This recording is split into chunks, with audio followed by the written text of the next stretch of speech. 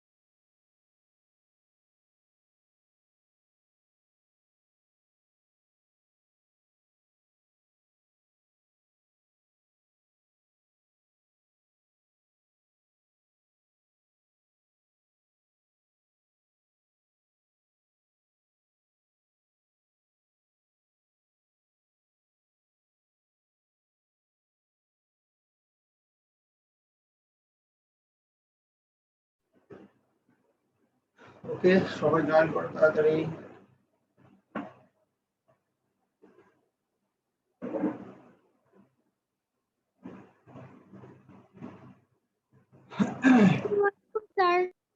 ওয়ালাইকুম আসসালাম। আচ্ছা, আমরা একটু ওয়েট করব বাকিদের জন্য, দেন আমরা স্টার্ট করি। একটু ওয়েট করব।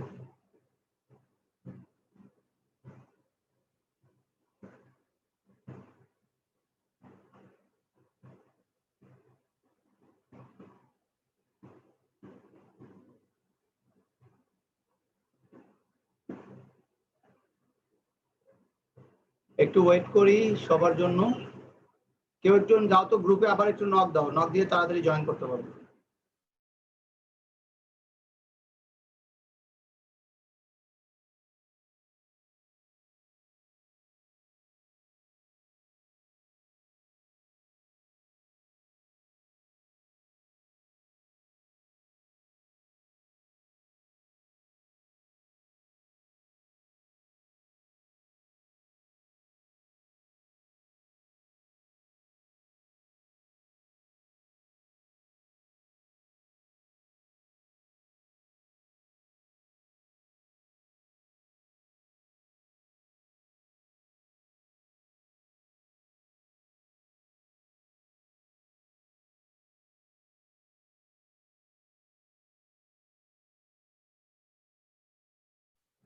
কি ব্যাপার, আর কোনো স্টুডেন্ট নাই?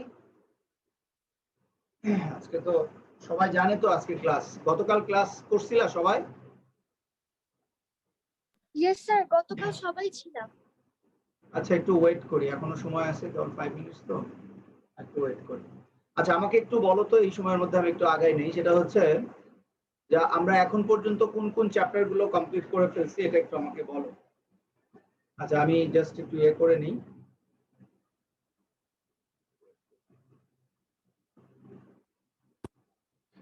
আচ্ছা, প্রথমত হচ্ছে আমরা চ্যাপ্টার 1টা আমাদের ফুললি কমপ্লিট হয়ে গেছে না? চ্যাপ্টার 1 বলো, চ্যাপ্টার 1টা কমপ্লিট হয়েছে না আমাদের ফুললি? 1.1 1.2 শেষ? Yes sir. ওকে, চ্যাপ্টার 2 এর কোনো কিছু কি করছি আমরা 2 এর? ইয়েস স্যার, কালকে সরি এর আগের ক্লাসে আপনি প্রপোর্শনটা বুঝিয়েছিলেন। প্রপোর্শনটা, আচ্ছা, আমরা কি 2টা মনে হয় কমপ্লিট করা হয় না, ওইটাইতেই ছিলাম আমরা মনে হয়, তাই না? Yes sir. আচ্ছা, দাঁড়াও দেখতেছি। চ্যাপ্টার 3 করা হয় নাই নাকি? চ্যাপ্টার 3 কি করানো হয়েছে? নো স্যার, 3 করানো হয়নি। আচ্ছা, চ্যাপ্টার 3টা হয় নাই। 4টা কমপ্লিট না? ফুল 4টা? Yes sir, 4 complete. আর 5 এর কোনটা? 5.1 মনে হয় কমপ্লিট হয়েছে। Yes sir. শুধু 1 না 1.2 5.2? Sir only 5.1। ওকে 5.1 6 হয় নাই 7 হয় নাই 8টা কমপ্লিট হয়ে গেছে আর Yes, sir. 9টা কি অবস্থা 9 এর ট্রায়াঙ্গেলস এর থিওরাম গুলো কমপ্লিট করাইছিলাম না Yes, sir. এর উপর এক্সামও নিয়েছিলেন। তার মানে 8 আর 9টা শেষ তাহলে 8 আর 9টা কমপ্লিট তোমাকে মনে করাই দিও তাহলে হবে আর 11টা কি করাইছে information and data No, sir. 11 ধরিনি। ওকে ঠিক আছে আমরা একটু ওয়েট করি বাকিদের জন্য তাহলে আমরা ছিলাম হচ্ছে প্রপোর্শনে মনে হয় দাঁড়াও এটাকে এখন একটু আমাকে উইলসের সিলেবাসটা একটু বলো তো ইয়া উইলসের সিলেবাসটা বলো সামনে তোমাদের কি কোনো এক্সামের সিলেবাস দিছে সামনে No, sir. আচ্ছা হাফ ইয়ারলি সিলেবাসটা একটু বলো তো কি কি বাকি আছে একটু দেখি সিলেবাসটা বের করো Sir, অর্থে আচ্ছা সেটা হলো 1.1, আচ্ছা 1.1 sir, 1.1, 1.2 আর 3.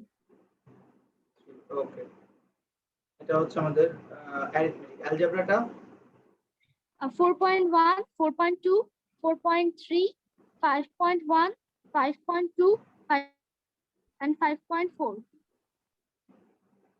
ওকে আর জিওমেট্রি Chapter 9 এর থিওরাম 1 থেকে 6, এক্সারসাইজ 8, 9.1, 9.2 and 9.3 আর কনস্ট্রাকশন 1, এক্সারসাইজ 9.3. বুঝলাম না কিছু চ্যাপ্টার 9 এর কথা বল চ্যাপ্টার 8 আছে না চ্যাপ্টার 8 চ্যাপ্টার 8 আছে না Yes, sir. Chapter 8 এর থিওরাম 1. ওই তো চ্যাপ্টার 8 বললেই হচ্ছে চ্যাপ্টার 8 শেষ 9 এর কি আছে সেটা বলো থিওরাম কয়টা 9 এর চ্যাপ্টার 9 এর 9 এর থিওরাম 6টা। কয়টা 1 থেকে 6টা। 6 1 থেকে Yes, 6 sir.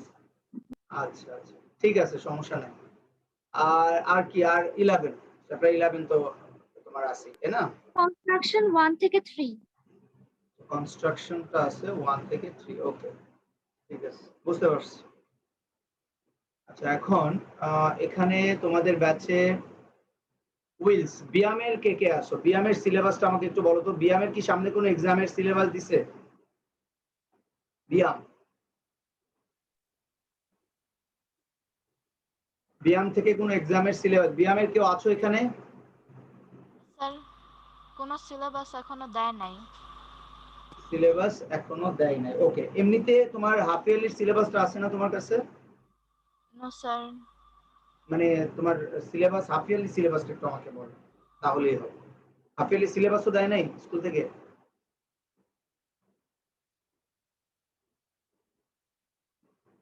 Half yearly syllabus দেয় নাই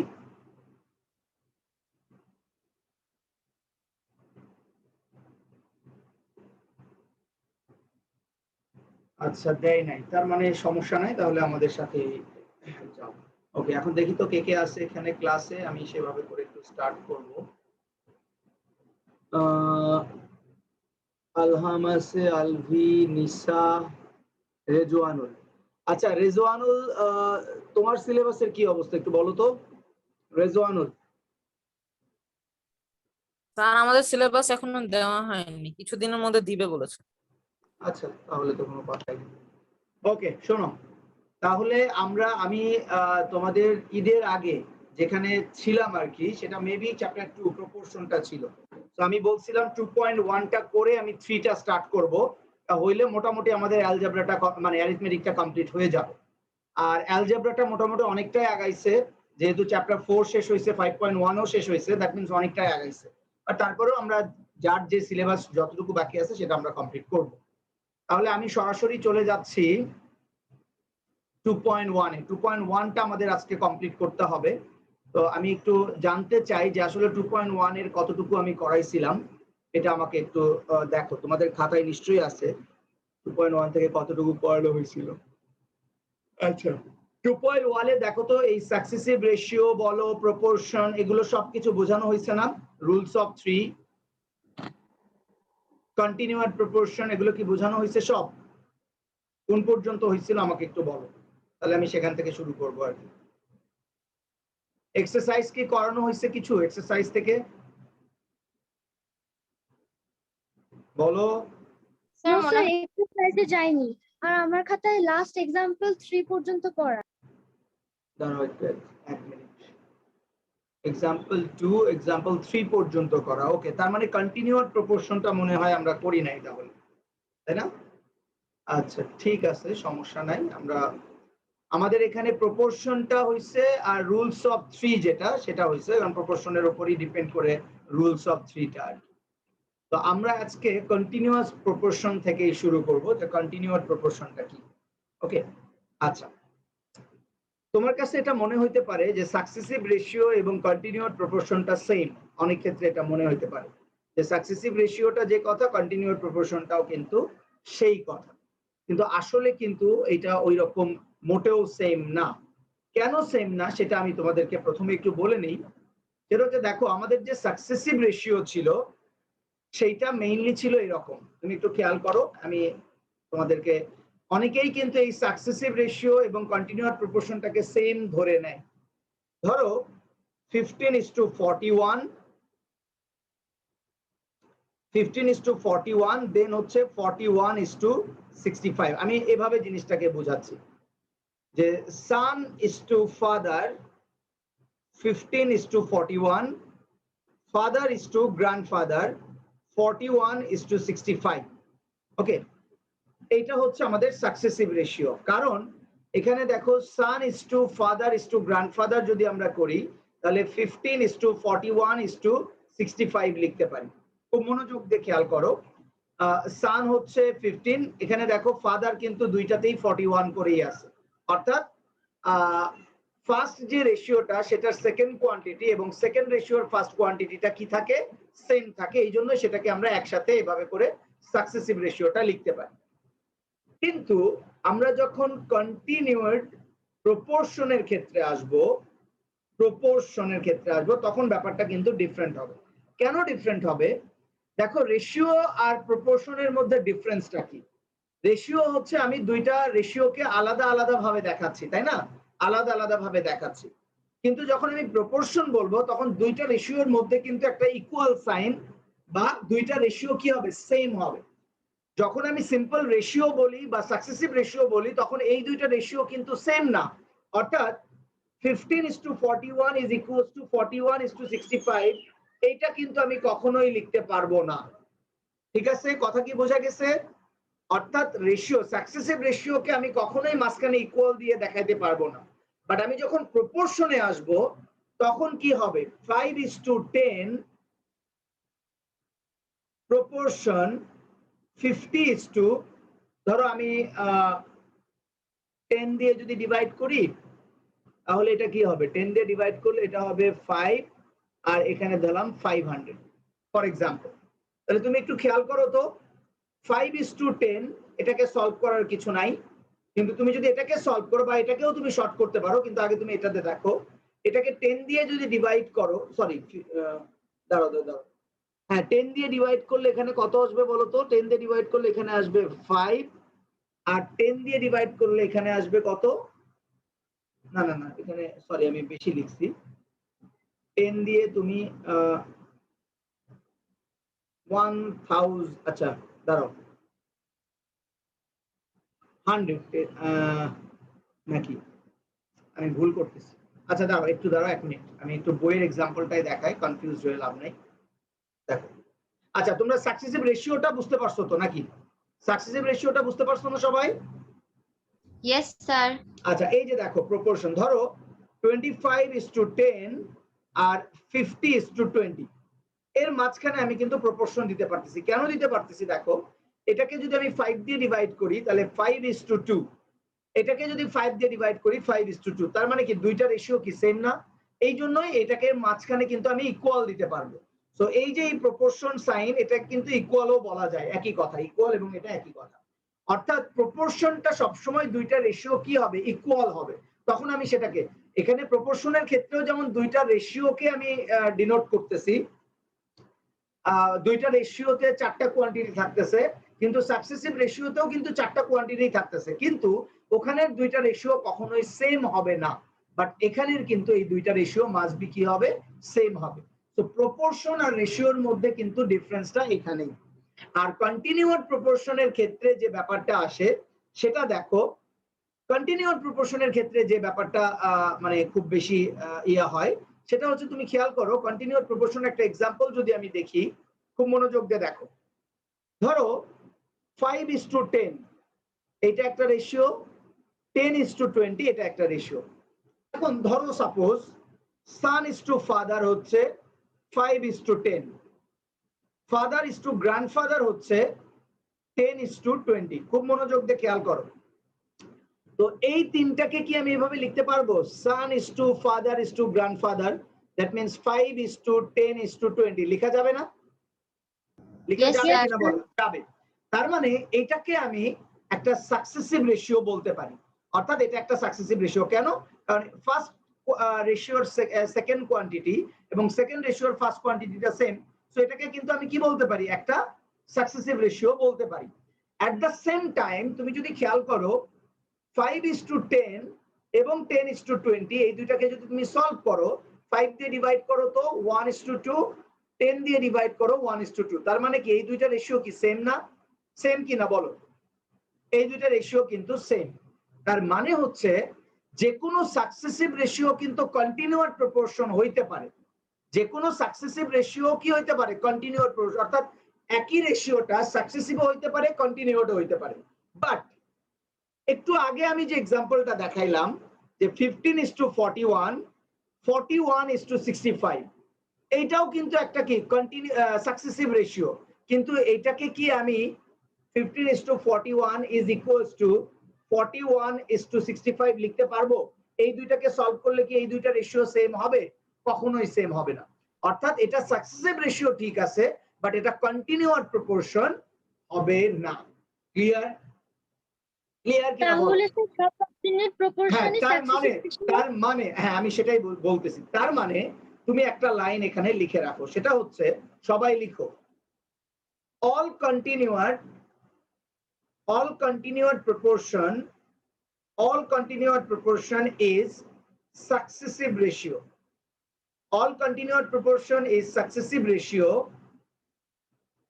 but all successive ratio is not continuous proportion. অর্থাৎ সব সাকসেসিভ রেশিও কিন্তু কন্টিনিউয়াস প্রপোর্শন হবে না। হ্যাঁ, কিছু কিছু সাকসেসিভ রেশিও কন্টিনিউয়াস প্রপোর্শন হতে পারে, বাট সব সাকসেসিভ রেশিও কন্টিনিউয়াস প্রপোর্শন হবে না। কথা কি বোঝা গেছে? Yes, sir. বুঝতে পারছো? এই লাইনটা সবসময় মনে রাখবে, কারণ অনেকেই কিন্তু এই দুইটার মধ্যে কনফিউজ হয়ে যায়। সাকসেসিভ রেশিও এবং কন্টিনিউয়াস প্রপোর্শনের মধ্যে অনেকেই মানে কনফিউজ হয়ে যায়। মনে রাখবা, সব ধরনের কন্টিনিউয়াস প্রপোর্শনকেই আমি সাকসেসিভ বলতে পারবো, কারণ সেটার ফরম্যাটটাই হচ্ছে সাকসেসিভ, বাট সব সাকসেসিভকে আমি কন্টিনিউয়াস বলতে পারবো না। যেমন একটা এক্সাম্পল তো আমি দেখাই দিলাম। ওকে, তার মানে কন্টিনিউয়াস প্রপোর্শনের ক্ষেত্রে সাকসেসিভ হইতে হবে, এট দ্য সেম টাইম ইকুয়ালও হইতে হবে। তাহলে কন্টিনিউয়াস প্রপোর্শনের কন্ডিশনটা কি? সাকসেসিভ হইতে হবে মানে কি? একটার সেকেন্ড কোয়ান্টিটি আরেকটার ফার্স্ট কোয়ান্টিটি সেম হইতে হবে, এবং এট দ্য সেম টাইম কি হইতে হবে? দুইটা রেশিও সেম হইতে হবে। কথা কি বোঝা গেছে? Yes, sir. ওকে Sir, বলো। যদি ফার্স্ট কোয়ান্টিটির সেকেন্ড পার্টটা যদি হ্যাঁ, আমি সেকেন্ড বুঝছি 1 মিনিট। এটা কন্টিনিউয়াস প্রপোর্শনের যে ফরম্যাটটা সেটা আগে একটু খেয়াল করো। দেখো, A is to B continuous proportion বা proportion B is to C।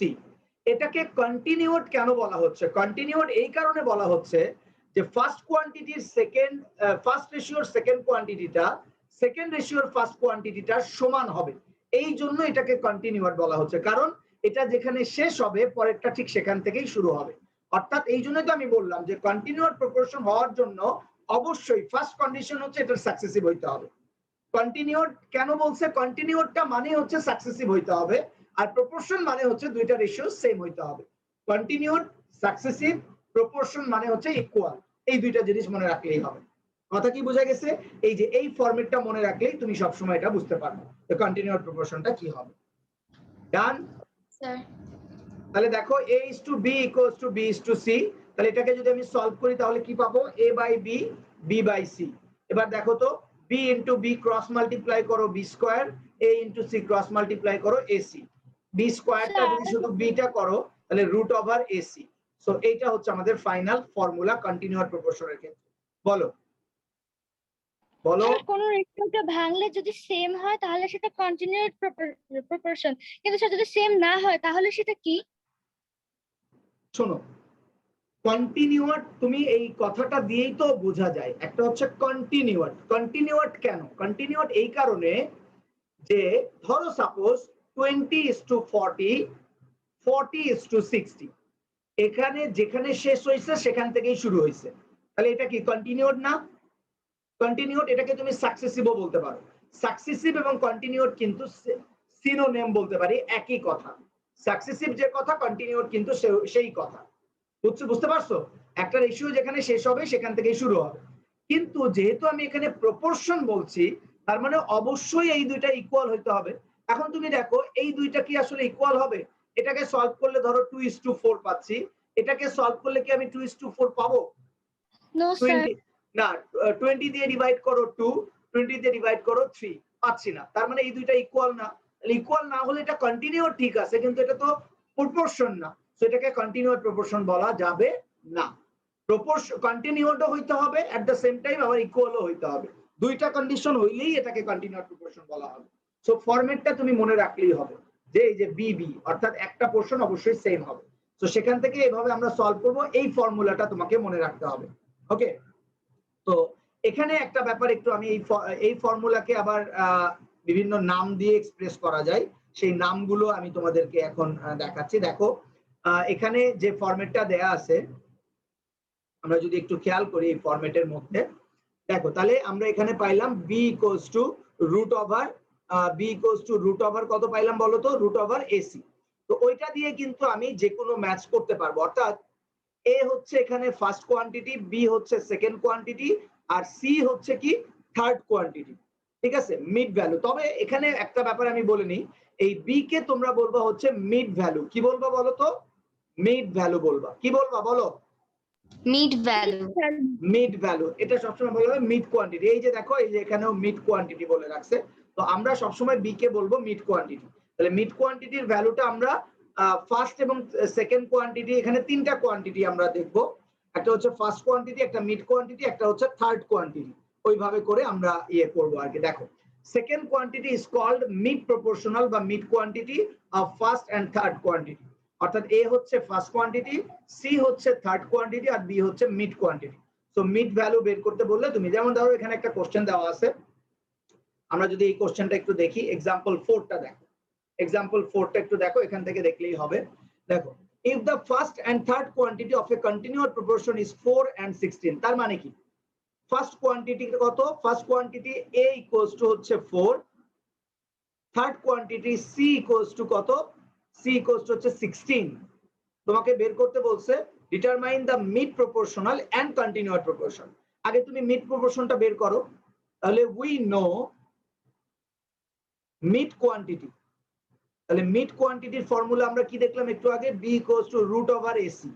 Mid quantity B equals to root over AC. তাহলে রুট ওভার এর ভ্যালু হচ্ছে 4 ইন্টু 16। ওকে, 4 ইন্টু 16, তার মানে রুট ওভার 64। রুট ওভার 64 মানে কি 8। তাহলে দেখো মিড কোয়ান্টিটির ভ্যালু আমি কত পেয়ে গেলাম? 8। এখন যদি তুমি এখানে বলছে কন্টিনিউয়াস প্রপোর্শনটা লিখতে, তাহলে কন্টিনিউয়াস প্রপোর্শনটা কিভাবে লিখবা বলো তো? কন্টিনিউয়াস প্রপোর্শনটা এইভাবে লিখবা, the required continuous proportion হচ্ছে 4:8 প্রপোর্শন 8:16। কথা কি বোঝা গেছে? কারণ মিড ভ্যালুটা এই যে 8 8 দুইটা সেম, প্রপোর্শন সাইনটা দিবা দেন 16। এই যে দেখো এখানে এইভাবে মিড প্রপোর্শনটা মানে কন্টিনিউয়াস প্রপোর্শনটা এইভাবে লিখতে হবে। কথা কি বোঝা গেছে? Yes sir. ওকে, তাহলে 4 নাম্বারটাতে একটু দাগ দিয়ে রাখো। এক্সাম্পল 4 নাম্বারটা কিন্তু ইম্পর্টেন্ট। এক্সাম্পল 5টা দরকার নাই, এগুলো আমাদের করার দরকার না। আমরা সরাসরি এখন ম্যাথসে চলে যাব, এই ম্যাথসগুলোর দরকার নাই। আমাদের যে ম্যাথসগুলো মেইনলি লাগবে, এখন আমরা যেগুলোই লাগবে সেগুলো আমরা ম্যাথসের মধ্যে যে শিখব। তবে এখানে প্রথমেই তোমরা এই ম্যাথসটা দিয়ে আমরা শুরু করব। এক্সাম্পল 8 একটা 3 স্টার দিয়ে রাখো। এটা মোস্ট ইম্পর্টেন্ট একটা কোশ্চেন, এটা কিন্তু পরীক্ষাতে আসে। ওকে, এটাতে 3 স্টার দিয়ে রাখো। আচ্ছা, এখন কথা হচ্ছে যে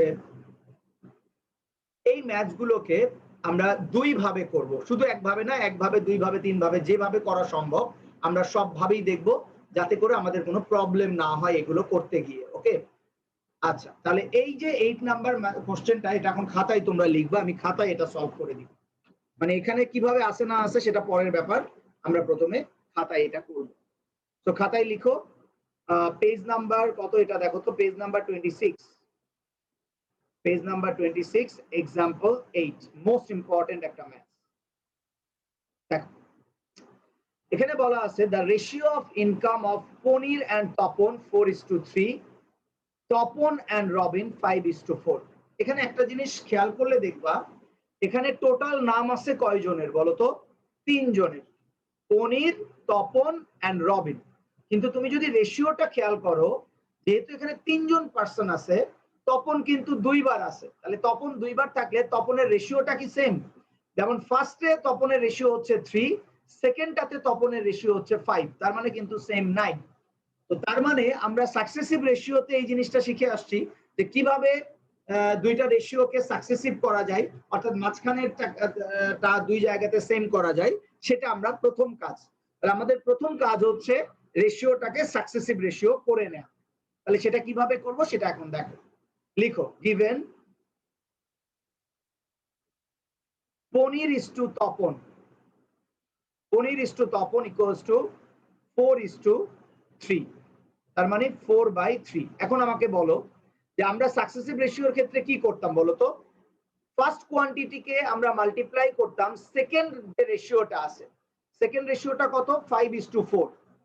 তাহলে সেকেন্ড রেশিওর ফার্স্ট কোয়ান্টিটি দিয়ে এটাকে মাল্টিপ্লাই করো, 5 তাহলে মাল্টিপ্লাই করলে কত আসে? 20:15, তার মানে 20:15 শেষ। এরপরেরটা দেখো, তপন ইস টু রবিন, তাহলে তপন ইস টু রবিনেরটা কত দেওয়া আছে? 5:4, তার মানে 5/4। এবার বলো, এবার সেকেন্ড কোয়ান্টিটিকে আমি মাল্টিপ্লাই করব কি দিয়ে? ফার্স্ট রেশিওর কোন কোয়ান্টিটি? সেকেন্ড কোয়ান্টিটি দিয়ে। ফার্স্ট রেশিওর সেকেন্ড কোয়ান্টিটি কত? 3, তাহলে এবার 3 দিয়ে মাল্টিপ্লাই করো, তাহলে দেখো 15/12, তার মানে 15:12। এখন তুমি দেখো তো এখানে কি হয়েছে, তাহলে therefore paneer is to Tapan is to Robin. এখন বলো পনিরেরটা কত বের হয়েছে? পনির মানে প্রথমটা, পনিরেরটা কত বের হয়েছে বলো তো?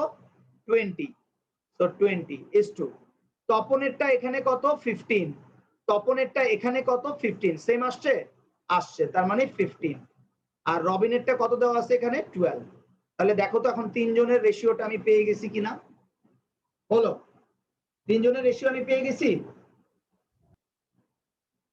কথা Yes, বলো sir. না কেন?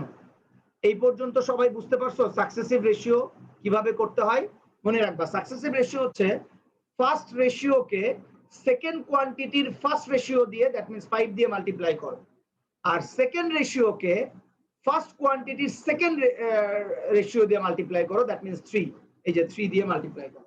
অর্থাৎ প্রথমটাকে ফার্স্ট কোয়ান্টিটি দিয়ে আর সেকেন্ডটাকে সেকেন্ড কোয়ান্টিটি দিয়ে মাল্টিপ্লাই করলেই হয়ে যাবে। এই পর্যন্ত সবাই বুঝছো কিনা সেটা বলো। Yes, sir. Clear. ওকে, লেখা শেষ? Yes, sir. Sir.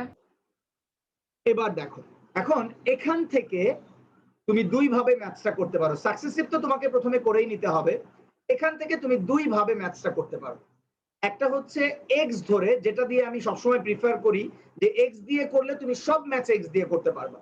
আর একটা হচ্ছে রেশিও দিয়েই করা। তো আমি প্রথমে যেহেতু এক্স দিয়েটা আমি সব সময় করাই, তো তোমরা এক্স দিয়েই করবা। তাহলে তুমি এখানে ধরো যে লেট ইনকাম অফ পনির, তাহলে পনিরের ইনকামটা এখানে কত দেওয়া আছে বলো তো? আমরা রেশিও কত পাইলাম? 20, তাহলে পনিরের ইনকামটা ধরে নাও 20x। ইনকাম অফ তপন, তপনেরটা ধরে নাও হচ্ছে 15x। আর ইনকাম অফ রবিন, রবিনেরটা ধরে নাও 12x। অর্থাৎ প্রত্যেকটা রেশিওর সাথে আমি এক্সট্রা একটা ভ্যারিয়েবল মাল্টিপ্লাই করে দিলাম। তাহলে এখন দেখো অ্যাকর্ডিং টু দ্য কোশ্চেন, দেখো তো এখানে কার ইনকামটা দেয়া আছে, কার ইনকামটা দেয়া আছে বলো? পনিরের। পনিরের ইনকামটা কিন্তু দেয়া আছে। তাহলে পনিরেরটা কত এখানে দেওয়া আছে? 20x। তাহলে 20x ইকুয়ালস টু কত? 120। তাহলে x ইকুয়ালস টু কত হবে? 120 divided by 20। So x equals to 20, 120 কে 20 দিয়ে ডিভাইড করলে কত হবে? 6। কত হবে? 6। তার মানে x এর ভ্যালু কিন্তু আমি পেয়ে গেছি। এখন এখানে বের করতে বলছে what is the income of Robin. তাহলে therefore income of Robin is equals to, রবিনের ইনকাম কত? 12x। তাহলে 12 ইন্টু 6, তাহলে 12 ইন্টু 6 মানে কি? 72 টাকা। দেখো তো এখানে অ্যান্সারটা 72 টাকা আসছে কিনা। এখন যদি তোমাকে রবিনের জায়গায় তপন বের করতে বলতো তাহলে কি করতাম? 15 ইন্টু 6 করলেই তপনেরটা বের হয়ে যায়। কথা কি বোঝা গেছে? বলো। তো তোমরা এক্স দিয়েই সবসময় ম্যাথস গুলো করবা, এই জন্য আমি অন্য কোনো প্রসেসে যাবই না। এখানে যেভাবে করছে সেটাতে তোমাদের যাওয়ারই দরকার নাই। তোমরা এক্স দিয়ে সবসময় করবা, সবগুলো ম্যাথস তুমি এক্স দিয়েই করতে পারবা এবং তোমার জন্য অনেক ইজি হবে। কথা কি ক্লিয়ার? Yes sir. ক্লাসে কি সবাই আসছে আজকে? অনেকেই তো দেখতেছি আসে নাই, 4 জন মাত্র ক্লাস করতেছো। ম্যাথস ক্লাস ইম্পর্টেন্ট একটা ক্লাস। ওকে, আলভি কি বুঝতে পারছো? Alvi, Rezwan, tulip. Yes, sir. ঠিক আছে, তাহলে এটা আমি কেটে দিলাম। এবার আমরা চলে যাব সরাসরি এক্সারসাইজে। এখন আমি একটু বলে নিই যে এই যে প্রথম যে ম্যাথস গুলো এগুলো খুবই ইজি, এগুলো নিজে নিজেও করতে পারবা। তো এগুলো আমি পরে আসতেছি, একদম শেষে দুই একটা দেখাই দিব। আমি একদম সরাসরি যেগুলো দরকার সেগুলো করব, মানে যেগুলো তোমাদের এখান থেকে করতে হবে, যেগুলো রিলেটেড কোশ্চেন আসে আমরা সেগুলো সলভ করব, এক্সট্রা কোনো ইয়ে করার দরকার নেই। ওকে, আচ্ছা তাহলে আমরা শুরু করব 7 নাম্বার থেকে।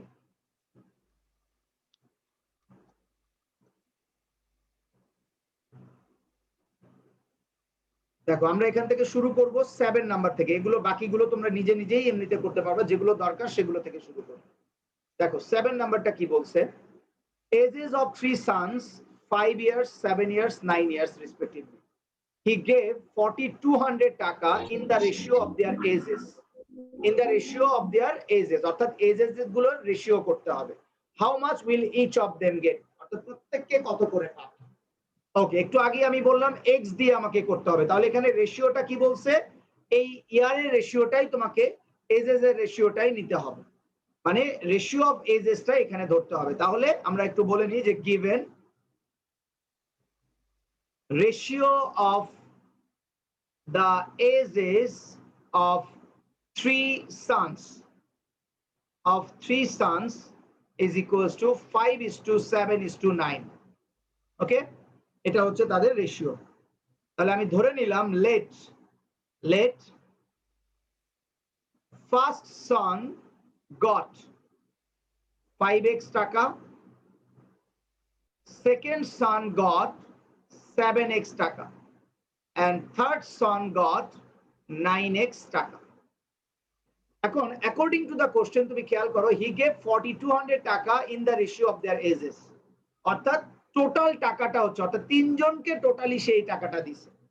তাহলে আমরা বলতে পারি according to the question 5x plus 7x plus 9x is equals to 4200। তিনজনকে টোটালি এই টাকাটা দিছে। তাহলে 5x plus 7x কত হবে? 12x। 12x plus 9x কত হবে? 21x equals to 4200। তাহলে x এর ভ্যালুটা কত হবে? 4200 divided by 21, তার মানে x equals to হচ্ছে 200। ওকে, তাহলে x এর ভ্যালু আমি পেয়ে গেছি। তাহলে therefore first son got কত? 5x, তার মানে 5 into 200, that means 1000 টাকা। Second son got 7x, তার মানে 7 into 200, 1400 টাকা। Third son got 9 into 200, that means 1800 টাকা। এখন তুমি যদি এই তিনটা প্লাস করো তাহলে দেখবা 4200 চলে আসবে। তার মানে দেখো how much will each of them get, তার মানে অ্যান্সারটা হচ্ছে 1000, 1400, 1800, এই তিনটাই হচ্ছে আমাদের অ্যান্সার। তাহলে বুঝতে পারতেছো যে এক্স দিয়ে করলে কত ইজি হয় ম্যাথগুলো। যদি রেশিওটা দেয়া থাকে তাহলেই কিন্তু আমি এটা বের করতে পারবো ইজিলি। অর্থাৎ যে কোনো ক্ষেত্রে তুমি প্রথমে এক্স এর ভ্যালুটা বের করবে রেশিও থেকে, এন্ড দেন তুমি যেটা দরকার সেটা করতে পারবে। ক্লিয়ার? Yes, sir, clear. এখন তোমরা 8 নাম্বার ম্যাথসটা নিজে নিজে করো। দেখো এখানেও বলছে যে 2160 টাকা is divided among Rumi, Jasmine and Kakoli, তিনজনের নাম বলছে ইন দ্য রেশিও অফ এত। তাহলে প্রথমেই তুমি লিখে নাও যে গিভেন রেশিও বা given Rumi is to Jasmine is to Kakoli equals to এটা। তাহলে রুমি গট লেট, ধরে নাও যে লেট রুমি গট কত 1x টাকা বা x টাকা, দেন জেসমিন গট 2x আর কাকলি গট 3x। তাহলে টোটালটা কত 2161। একদম এই সেম টাইপের ম্যাথস, সেম ভাবেই তুমি ম্যাথসটা করে ফেলো। 8 নাম্বার ম্যাথসটা করে ফেলো তাড়াতাড়ি, বাস তাড়াতাড়ি করে ফেলো। 3 মিনিটস সময় দিলাম, 3 মিনিটস এর মধ্যে করে ফেলো, ইজিলি করতে পারবো।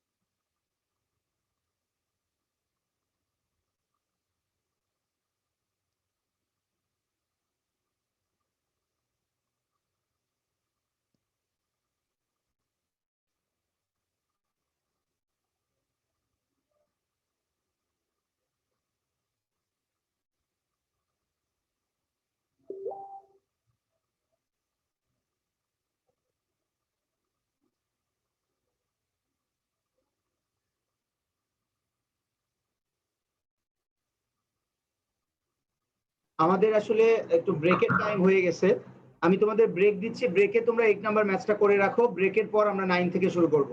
তো 10 মিনিটসের একটা ব্রেক নিয়ে আসো সবাই। ওকে ওকে 10 স্যার। মিনিটসের একটা ব্রেক নিয়ে সবাই আবার জয়েন করো 10 মিনিটস পর।